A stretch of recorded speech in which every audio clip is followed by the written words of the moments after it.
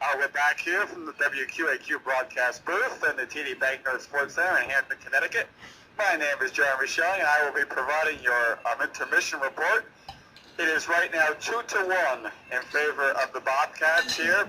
As we sit through this intermission, the Bobcats outshot Robert Morris 12-6 in that first period, a very back and forth first period, which ended up with two Bobcat goals, which were both off gorgeous passing. The first one, which came at the 13:51 mark, was Scott Javitsky's eighth from Holt and Spencer Heichman.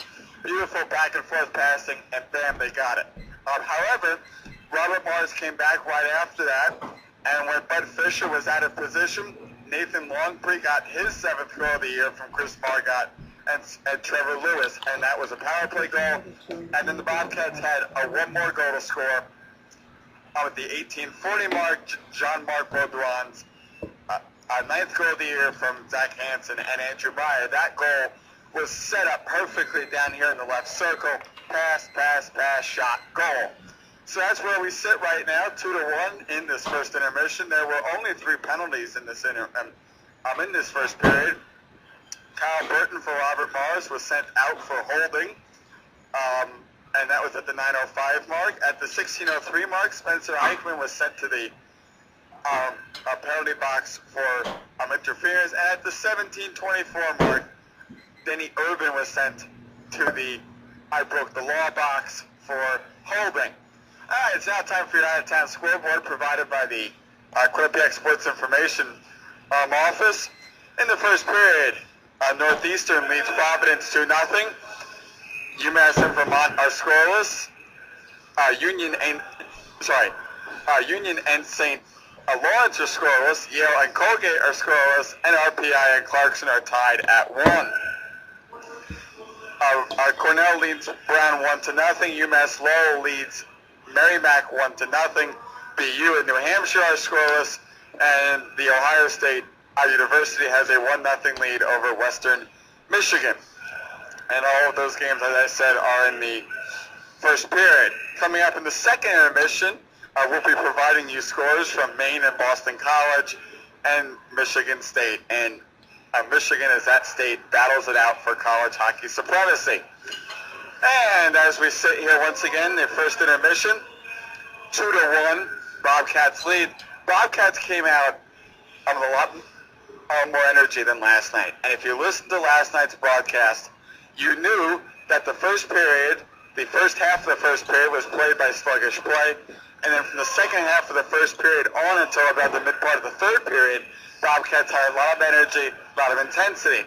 And then towards the latter part of the third period, once they got the 5-3 lead, they ended up on cruise control. And that's when Robert Morris came back. And if you go to the official website of the WQAQ Sports Department, WQAQsports.wordpress.com, you can read my colleague Jamie Palatini's article about the game, and that includes post-game quotes from head coach Red Pecknell, who is not a happy camper. And I think that he fired up the guys tonight because they have come out looking a lot harder, playing a lot better defense, passing shots. The 12 shots on goal. The Jumbotron has a different number, but it's 12 shots on goal. Those 12 shots were from passing and good looks and good offense, and that intensity was there. Now the question is, can they keep it going for longer than one period? For Robert Morris, Wes Russell, the former Bobcat, is in goal tonight, and he has looked very good, making some good saves, including one great save here on a shot that was wide open, but he did let in 2 goals. And on the other side of things, Bud Fisher, who hasn't played for over a week, he made a couple of great saves, but also let the one Robert Morris goal in when he was out of position.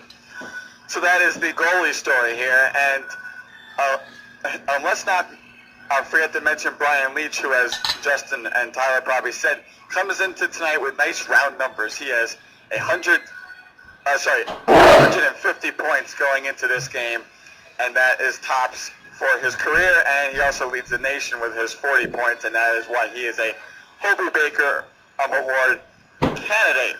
So as the Zambonis continue to work over the ice and get everybody prepared. We'll take a break. You have just listened to the WQAQ First Intermission Report. I'm Jeremy Schilling. Justin and Tyler are back for second period action